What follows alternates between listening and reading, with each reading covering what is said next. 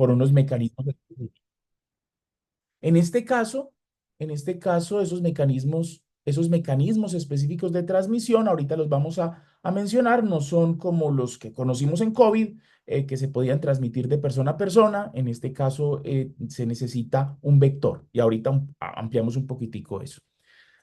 Dos daticos históricos, siempre me gusta un poquito de historia. La enfermedad es originaria de África. eh, no se sabe exactamente hace cuánto tiempo pudo haber surgido en África, pero sí se sabe que migró de África en la época de la colonia y en la época de la esclavitud migró a América, y en América, especialmente en América del Sur, se logró instalar. Eso se calcula hace más de 200 años, no hay un dato exacto, pero así fue como llegó.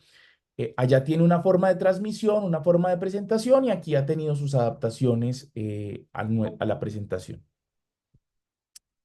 Empecemos con los síntomas. Entonces, normalmente te pica un mosquito porque esta enfermedad, como dije ahorita, se transmite por vectores. Vectores quiere decir que hay un elemento que es el que la transmite y un elemento vivo, en este caso un mosquito. Un mosquito, o sea, necesitamos que nos pique un mosquito. De persona a persona no se transmite. Yo puedo tener fiebre amarilla, tocar la persona que está al lado, Ah, abrazarla, listo, sí. lo que sea, y no me No, voy a infectar. no, claro, claro. Ya puede continuar, doctor. Ya volví a...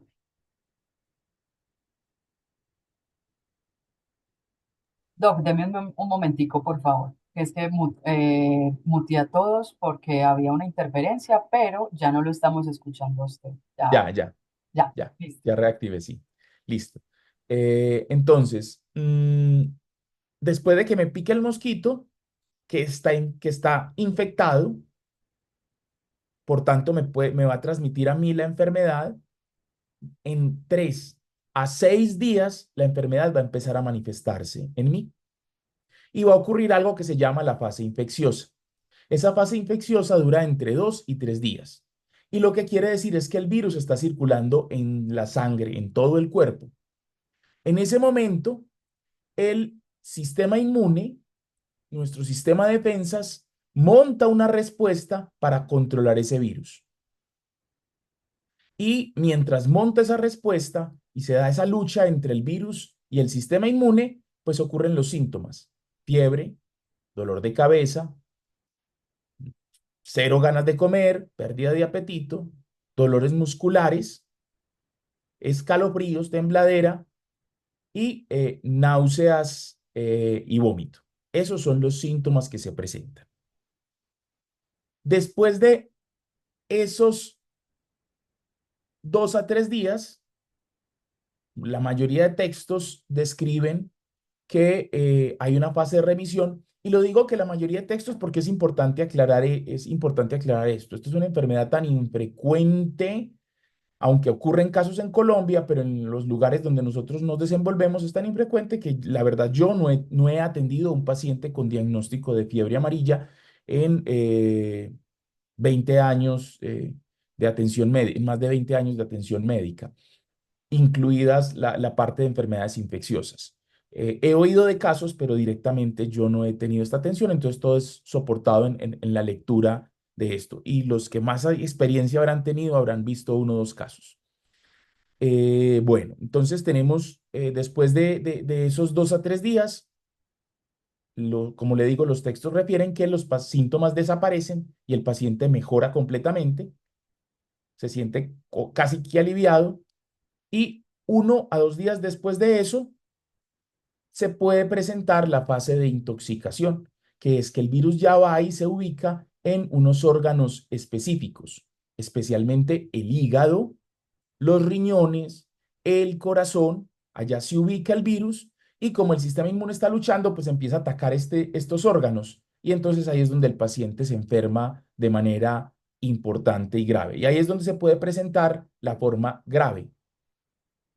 Esta era una presentación leve con estos síntomas, los 2 a 3 primeros días, y la presentación grave, donde el paciente ya se empieza a poner con la piel de color amarillo, la parte de los ojos también se ve claramente amarilla, la orina es de un color oscuro, como color colombiana o mucho más oscuro, el vómito se intensifica y puede ser vómito con restos de puntos, partes negras, que eso es por sangrado, y sangrado por la nariz o por las encías. ¿Sí? Esos son ya la presentación grave. Ahora, esa presentación grave ocurre siempre, y este es el primer punto que debe dar como cierto grado de tranquilidad, y es, si 100 pacientes se infectan, o sea, 100 pacientes son picados por un mosquito que enferma, a 50 pacientes no les va a dar absolutamente nada, no van a sentir nada, ningún síntoma. 40 pacientes van a tener los síntomas leves que les mencioné, que les van a durar 2 o 3 días, la enfermedad va a desaparecer y ya no le va a dar absolutamente nada más. Y 10 pacientes sí van a desarrollar esa fase que les decía ahorita de que se quedan 1 o 2 días sin los síntomas y empieza la fase de intoxicación. De esos 10 que les dan los síntomas graves, que se ponen amarillos, que la orina es colorada, que pueden tener sangrado por la nariz o vómito con sangre, lastimosamente 3 a 5 pacientes fallecen. Entonces, la mortalidad de los pacientes que hacen síntomas graves está alrededor del 50%, pero del total de pacientes que se infecta es entre un 3 y un 5%. Esto es un valor alto para una enfermedad. Actualmente, la mayoría de enfermedades no tienen esas tasas de mortalidad en tan corto tiempo. Entonces, por eso es que se considera una enfermedad grave, importante, porque la tasa de mortalidad de un 3 a 5%, la probabilidad de morir por solo infectarse eh, en un 3 a 5% es bastante importante para una enfermedad. Listo. Entonces, esa es la forma como se presenta, una forma leve, la mayoría de pacientes, o asintomática, y una forma grave. Y allí acabamos de ver los síntomas iniciales por los cuales yo podría sospechar la enfermedad y los síntomas de alarma que sí o sí siempre deben obligar a consultar y a descartar la patología. ¿Cómo se transmite? Entonces, esta es una enfermedad, como les dije, aparece en África, en la selva africana, porque los mosquitos, los simios, los primates, tienen esta enfermedad, sufren de esta enfermedad hace miles de años, y hay unos mosquitos que se llaman Aemagogus y Sabedes, que son los vectores que transmiten de mono a mono, de simio a simio, ¿sí? Este es el que mejor, este mosquito es el que mejor transmite la fiebre amarilla. Tiene una alta tasa de transmisibilidad de la fiebre amarilla cuando pica a un ser humano o a otro primate. Este mosquito no es capaz de vivir en las ciudades, no se replica en las ciudades, no vive en las ciudades. Por tanto, el mosquito de mayor capacidad de transmisión no está en las ciudades, ni en Medellín, ni en Cali, ni en Bogotá, en fin, no vive en estos lugares. Por tanto, ya de entrada, el mecanismo de transmisión en ciudades es mucho menor que el mecanismo de transmisión en la selva. Entonces ustedes dirán, bueno, y si esto es así, ¿por qué estamos teniendo tantos casos? Ahorita van a ver que la mayoría de casos que hemos tenido son en zonas rurales en el departamento del Tolima. Y esto probablemente tiene que ver con la deforestación. En la medida en que los humanos nos adentramos en las selvas, deforestamos, dejamos zonas susceptibles de que se llenen de charcos. En la deforestación, cuando llueve, los mosquitos se replican y como están todavía en contacto con simios que viven en las zonas limítrofes de lo que deforestamos, pues empieza a migrar. Generalmente estas zonas que deforestamos es para posteriormente hacer algún tipo de sembrado. Y entonces esos campesinos van y empiezan a sembrar en esa zona deforestada y se infectan a través de este mecanismo y es aquí donde hay la mayor cantidad de casos de transmisión. Hasta ahora no hay transmisión en ciudad en este momento. El último caso de transmisión de ciudad ocurrió en 1929. No hemos tenido casos de transmisión en ciudad. Hemos tenido diagnósticos en ciudad, pero no casos de transmisión en ciudad. cuando se han analizado los casos de diagnósticos en ciudad, fue que se fueron al área rural, estuvieron en esa zona, hacia allá fue donde se infectaron. Cuando el mosquito, cuando este ser humano que se infectó en la selva se va para la ciudad y en esa ciudad hay otro mosquito que se llama Aedes aegypti, ese mosquito puede picar a este individuo y transmitírselo a este otro individuo. Y eso es lo que se llama transmisión en ciudad, dada por este tipo de mosquito que es Aedes aegypti. Este mosquito es especial para transmitir dengue, chikungunya, zika, pero es malito para transmitir fiebre amarilla. Él no es el más experto no tiene las mejores capacidades para la transmisión. Sin embargo, lo puede hacer y pues es clara la transmisión. Entonces, esto también reduce bastante el mecanismo de transmisión, lo cual no quiere decir que bajemos la guardia, pero quiere decir que hay una disminución. Entonces, el principal riesgo, por eso se los digo y sigo haciendo énfasis, es ir a zonas selváticas, a zonas rurales de alta transmisión de fiebre amarilla. Ese es el principal riesgo. En las ciudades todavía no hemos tenido casos. ¿Qué ha pasado? Pues resulta que el último pico de fiebre amarilla que tuvimos en el país fue hacia el año 2003, donde se tuvo 102 casos, nuevamente asociado a zonas rurales y a zonas y a momentos de alta deforestación. Después de eso se logró hacer un control de las zonas y tuvimos muchos años sin casos. Y en el 2023 empezaron a aparecer otra vez casos, 2024, 23, y hasta ahora llevamos 60. Por tanto, desde que se vio ese aumento con respecto a las caídas que habíamos tenido desde el año 2006, que subimos ya 23 casos, llevamos 83 casos entre el 2024 y 2025. Todavía no cerca de este pico, pero digamos que teniendo en cuenta que apenas vamos en el primer trimestre del año, pues sí es un pico bastante importante al cual hay que prestarle atención.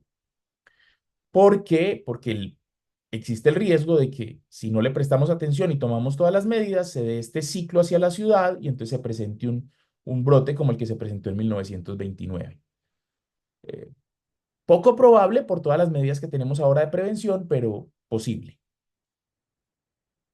Bueno, entonces eso es lo que hasta ahora. ¿Qué ha ocurrido con los casos? Como les decía, el principal departamento donde han ocurrido casos es Tolima, con alrededor de 65 casos acumulados de los 83, y otros casos en Putumayo, Nariño, Caquetá, Huila, Vaupés, Cauca, Meta, Guaviare, y hubo un caso en Caldas, en un municipio cercano a Manizales, pero no en Manizales, no en la ciudad, porque ese es otro punto importante que hay que explicar.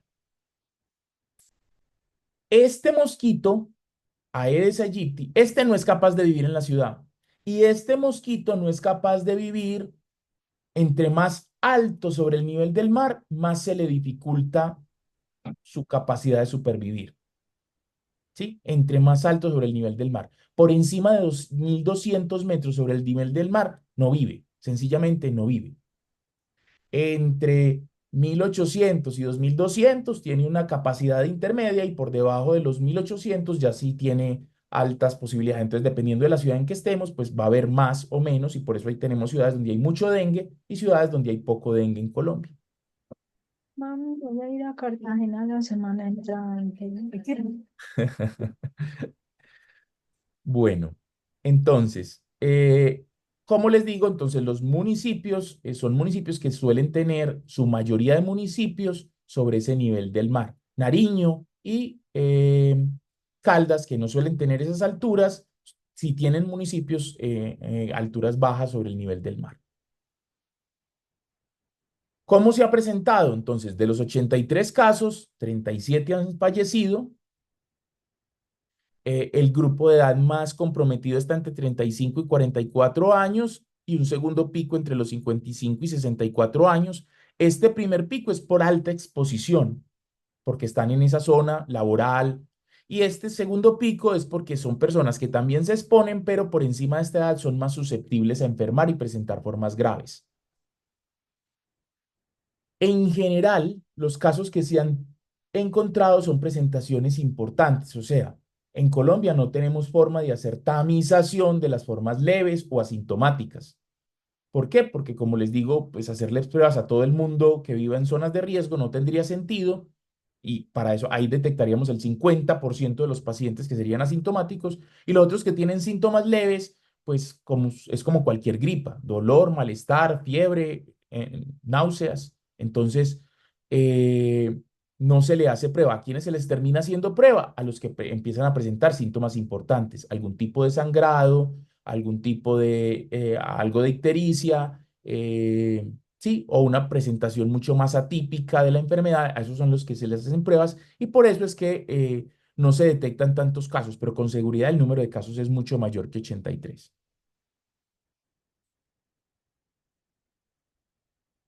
Este es el mapa de riesgo, entonces, según lo que les estoy diciendo, este es el mapa de riesgo del país. Los municipios que ven aquí en este amarillo oscuro son municipios con alto riesgo: Amazonas, Arauca, Caquetá, Casanare. ¿Por qué? Porque tienen zonas selváticas, tienen zonas de alta transmisibilidad y la mayoría de sus municipios están en altísimo riesgo. Vienen unos municipios, unos departamentos que tienen algunos municipios con riesgo.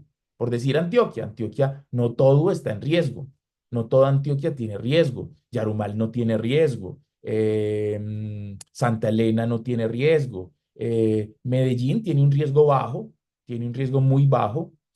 em, ¿Por qué? Por la altura sobre el nivel del mar en la que están estos municipios. Pero tiene municipios como Caucasia, que sí tienen, o los municipios del Urabá, que sí tienen zonas en contacto con zonas selváticas y sí tienen un riesgo mayor. Entonces son los departamentos de riesgo moderado.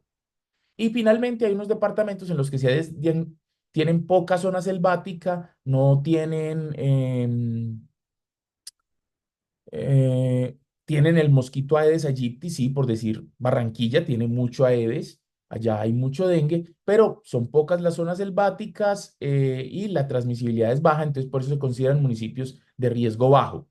Pero en general Colombia no podemos decir que no tiene riesgo.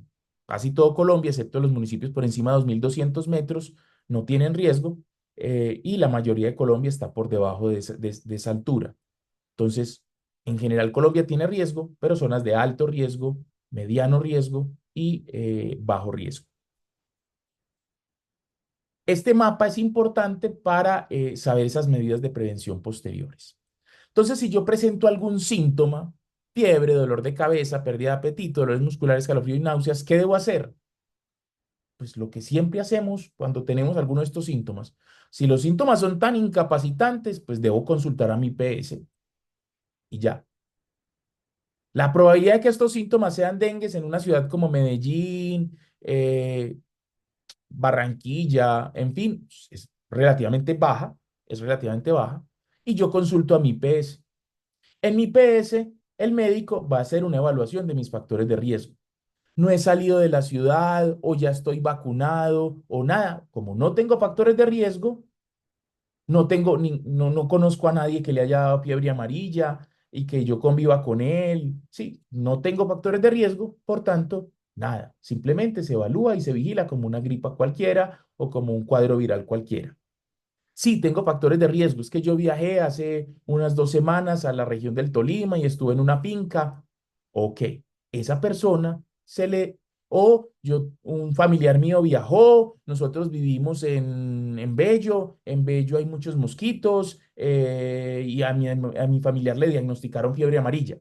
Ah, ok, usted está conviviendo con una persona en zonas donde hay mosquitos Aedes, pudiera tener. Entonces, a esas personas con factores de riesgo se les hacen una serie de pruebas, especialmente anticuerpos. Si esos anticuerpos dan positivos y se confirma la enfermedad, pues le avisamos a seguridad en el trabajo, al área, a nuestro jefe y al área. Si no se confirma, si no hacen las pruebas, no hay que avisar absolutamente nada porque realmente ahí no hay factores de riesgo y no hay un riesgo epidemiológico relevante. ¿Sí? Entonces, todo dependerá de los factores de riesgo para que se dé. Entonces, esta ruta es muy importante tenerla clara de cómo vamos a proceder. si nos llegaran a diagnosticar una enfermedad de estas, pues nuestra institución ha tenido unas grandes fortalezas. Una de ellas es nuestro equipo de apoyo emocional y psicología, con unas líneas donde nos dan un soporte, nos dan un acompañamiento, sí, están ahí para ayudar, para cuidarnos. Entonces yo creo que nunca se nos debe olvidar que tenemos estas posibilidades en la institución. ¿Cómo prevenir? Entonces vamos a tener medidas de prevención en la comunidad. Entonces, lo que ya ambiental viene hace rato diciéndonos a la hora de controlar los vectores, entonces eliminar recipientes que puedan acumular agua, lavar y cepillar esos depósitos de agua que tengo, piscinas, albercas, en fin, todo eso estar constantemente lavándolo y limpiándolo para que no haya proliferación de mosquitos. Esa agua para que tenemos para las mascotas, estarla cambiando constantemente y no dejarla ahí 3, 4 días. Afuerita, que se llenan de mosquitos y se vuelve un criadero. Lo mismo las maticas, tenemos maticas, no dejar que se encharquen las matas y se quede esa agua ahí encharcada en el materito mucho tiempo. Eh, Neumáticos que estén por ahí en los patios de algunas casas todavía, que se llenan de agua, mantenerlos, quitarlos, sacarlos y quitarles esa agua acumulada. O sea, todo lo que pueda acumular agua, todo lo que pueda acumular agua, hacer esto. Y en algunos sitios realizar esa fumigación periódica que corresponde para disminuir esto. De manera ya individual, entonces, primero, si vamos a viajar a zonas de riesgo, si vamos a viajar a zonas de riesgo, nos debemos vacunar. Esas personas sí o sí se deben vacunar. Si vamos a salir fuera del país, nos están exigiendo que nos vacunemos. La recomendación es al menos 10 días antes. La fisiopatología habla de 14, ojalá 14 días antes del viaje. 14 días antes del viaje para que se puedan alcanzar a formar completamente los anticuerpos. En esas zonas de riesgo, utilizar ropa de manga larga con colores claros, usar repelente y estarlo renovando con frecuencia en esas zonas de riesgo y al dormir utilizar mosquiteros o en los lugares que se puede, pues el aire acondicionado. Esas son como las medidas de prevención individuales.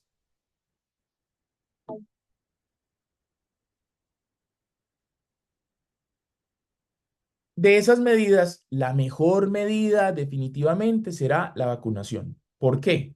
Porque la vacunación protege de por vida. Una sola vacuna sirve para toda la vida. Es una sola dosis. Generalmente está disponible en los centros de vacunación. Obviamente, en este momento, por el número de vacunas que se van disponiendo constantemente, pues puede haber restricción, algún tipo de restricción en zonas para personas que no vayan a viajar. O sea, si yo voy a estar en la ciudad, me voy a quedar, yo vivo en Bogotá y me voy a quedar en Bogotá durante el próximo año, no tengo planeado viajar, pues no tiene sentido que esa persona, la verdad, no tiene ningún sentido que esa persona sea vacunada.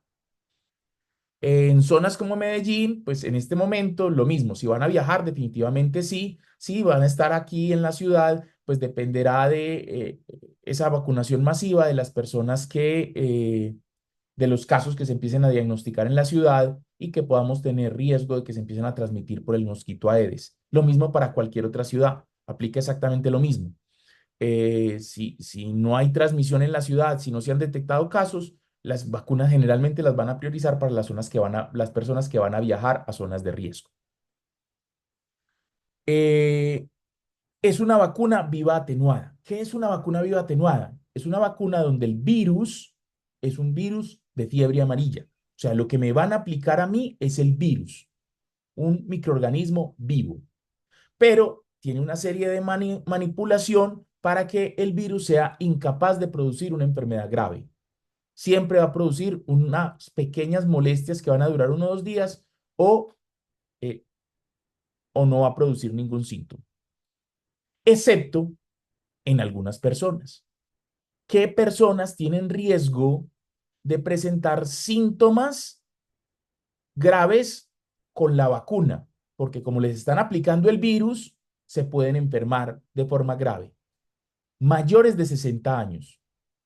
¿Por qué? Porque su sistema inmune está afectado en un porcentaje de ellos y los estudios han mostrado que hay un grupo de personas de estas que sufren, que pueden tener una presentación grave de fiebre amarilla por la vacuna.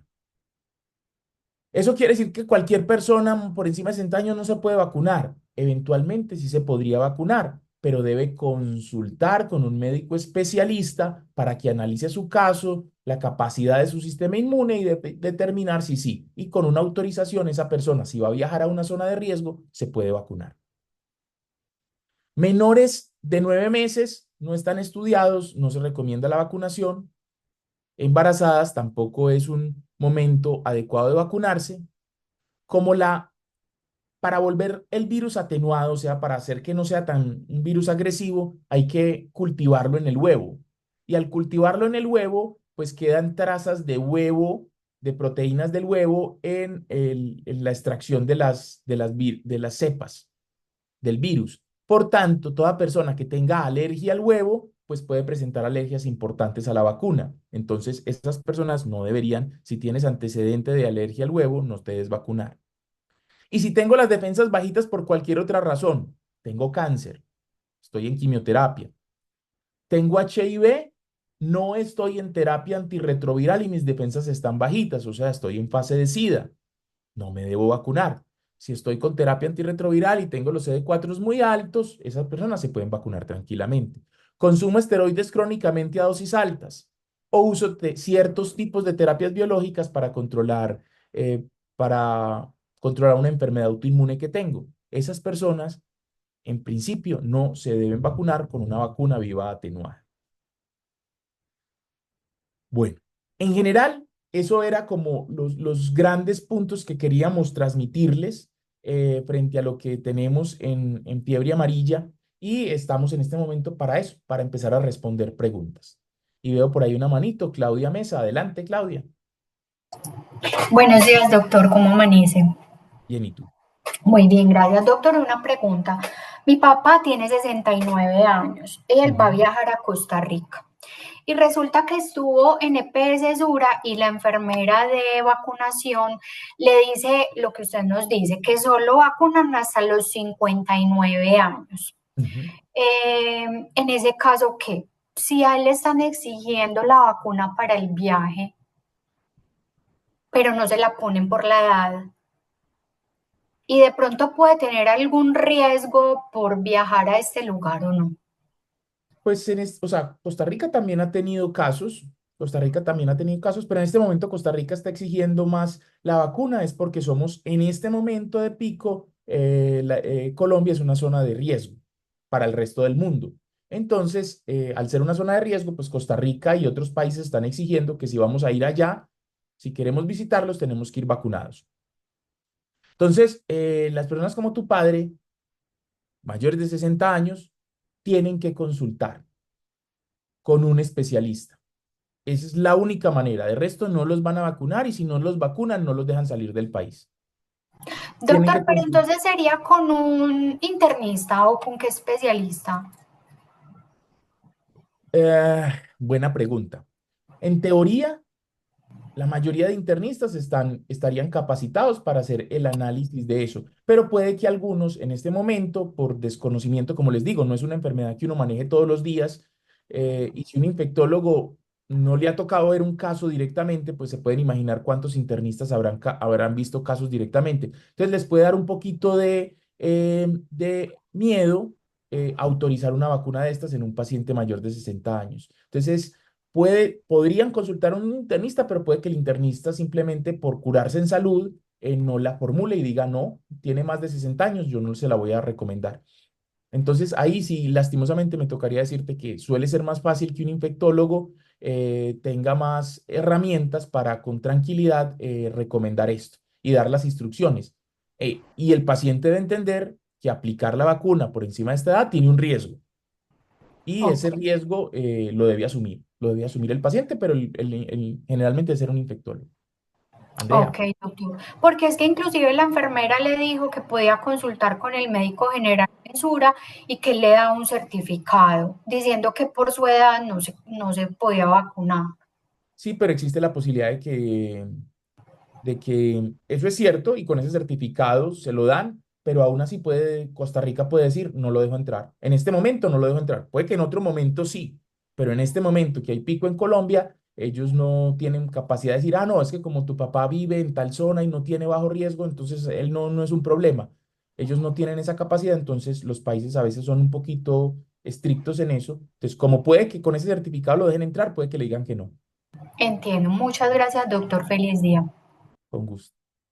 Doctor, quiero invitar a todas las personas que están conectadas a que por favor nos diligencien la asistencia que aparece en el chat de esta reunión. Gracias. Hay algo también, Doc, y es que acá tenemos algunas preguntas en el chat. Entonces yo se las voy a ir leyendo. Por Leyendo. acá Ok. Carolina Álvarez nos dice, pregunta, me vacuné en el año 2011 y dice en el carnet que la vacuna es por 10 años, pero ahora mencionan que la vacuna es de por vida. ¿Esa vacuna de ese año aún tiene efecto? Sí, la vacuna que hay siempre ha sido la misma. Esa vacuna está hace muchos años. Simplemente que los estudios iniciales solo habían hecho seguimiento de los pacientes con medición de anticuerpos a 10 años. Entonces, en ese momento recomendaban repetir la vacuna a los 10 años. Pero los estudios que se hicieron posteriormente encontraron estudios de mejor calidad que detectan mejor los anticuerpos, encontraron que los anticuerpos duran más de 20 años. Por tanto, actualmente se dice que la vacuna tiene un efecto de por vida. Entonces, realmente no hay necesidad de volverse a vacunar. Bueno, por acá tenemos otra, Doc. Dice, mis padres no estaban seguros si me habían colocado la vacuna cuando estaba pequeña. Entonces me la coloqué ahora en mi vida adulta. En todo caso que tenga dos vacunas, ¿tiene alguna contraindicación? No, no hay ningún riesgo. O sea, tener una segunda vacuna simplemente se vuelve un refuerzo y si ya tenías anticuerpos, se refuerza la producción de anticuerpos y ya. Pero no tiene ningún riesgo. Bueno, y continuamos ahí, dice, si ya me la coloqué en mi vida adulta, ya no es necesario colocármela nuevamente en unos años, pues creo que ahí ya diste No. respuesta ahorita, porque es de por vida. Bueno, este comentario le sirve a Claudia, dice Diego, en un punto de vacunación les dan un certificado donde dice que por la edad no se puede vacunar y este serviría para viajar.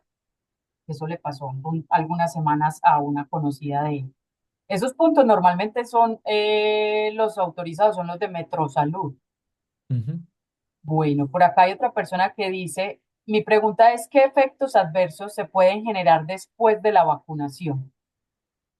Pues los principales, como es una vacuna viva atenuada, pueden presentar los síntomas que presenta la fiebre amarilla, como cuáles, los leves, un poquito de dolor de cabeza, un poquito de malestar, a veces puede dar un poquito de fiebre, pero es muy raro, fiebre muy bajita, y ya, pare de contar, esos suelen ser los síntomas. Obviamente los síntomas locales en el sitio de la aplicación, pues cualquier inyección tiene riesgo de que se infecte o presente cualquier cosa de esas, pues eso es cualquier riesgo de cualquier inyección. Y alergias. Así yo no tenga antecedente de alergia al huevo, yo puedo hacer alergia a cualquier vacuna. Entonces podría presentar un brote generalizado por una alergia. Esos son los riesgos asociados a la vacuna. Son rarísimos, son rarísimos. Los síntomas leves se presentan en menos del 1% de los pacientes, los síntomas leves. Y los síntomas como las alergias se presentan en menos de uno en 1 millón de pacientes. Entonces son rarísimos, son cosas rarísimas que se presenten.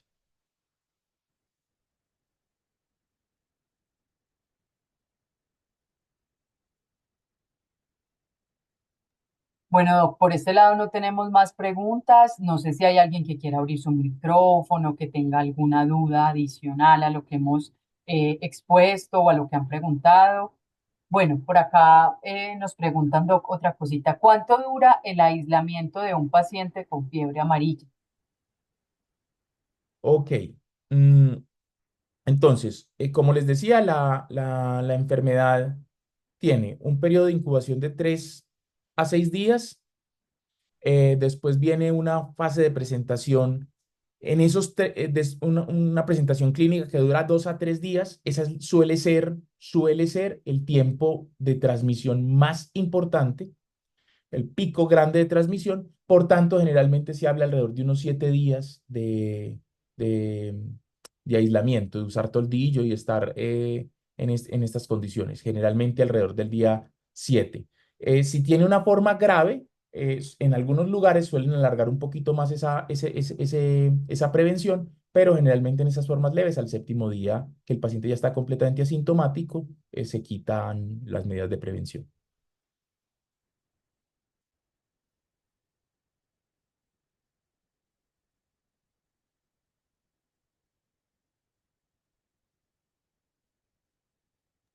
Bueno, les recordamos también a todos el link de asistencia, por favor. El facilitador es el doctor Wilmar Maya. Estoy poniendo nuevamente el link para todos en el chat. Y por acá hay una última pregunta, doctor. Eh, en la Clínica Las Américas estaría garantizada la colocación de la vacuna en caso de que se vaya a viajar a los lugares críticos. Pero es que No, nosotros ya no tenemos departamento de exacto. vacunación. Exacto, ese es el primer punto es, pues las clínicas no aseguran, o sea, la fiebre amarilla no es un riesgo laboral por sí mismo. Por tanto, pues las instituciones de salud no hacen ninguna gestión, no están en este momento en necesidad de hacer ninguna gestión frente a eso. Ya algunas podrían hacerlo, pero más es como por un aporte a la comunidad, pero no es un riesgo laboral relevante. La transmisión de fiebre amarilla al interior de un hospital, por lo menos no en nuestra zona. Entonces, por ese lado no. Y segundo, pues Clínica Las Américas teníamos centro de vacunación, pero por diferentes razones ya no contamos con él, entonces no podemos dar la vacuna en nuestro centro de vacunación. Ahí para complementar un poquito, Doc, pues ya por conocimiento, sé que en algunas partes, sedes de Metrosalud la ponen de forma gratuita o adicional, pues ya dependiendo la urgencia, la necesidad de cada persona, hay varios centros que la ponen en forma particular, pues ya pagando un valor establecido dependiendo del centro, que sé que oscila casi siempre entre los 100 y los 200.000 pesos. Sí, así es. Eh, Insisto, ustedes pueden ir a Metrosalud, ya pueden pedir la vacuna y como si hay suficientes vacunas, probablemente los vacunen sin problema. Pero si ese día tienen poquitas vacunas, generalmente hacen una tamización para ver quiénes tienen más necesidad de ella, por sobre todo viajes a zonas de riesgo.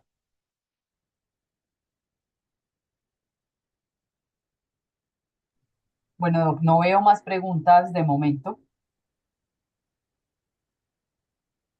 Bueno, no, entonces muchas gracias a todos por conectarse, por compartir con nosotros este rato y quedamos atentos a cualquier otra duda o cualquier otra inquietud o abrir otro espacio de esto si se da nueva información que amerite un ajuste a lo que hemos comentado el día de hoy.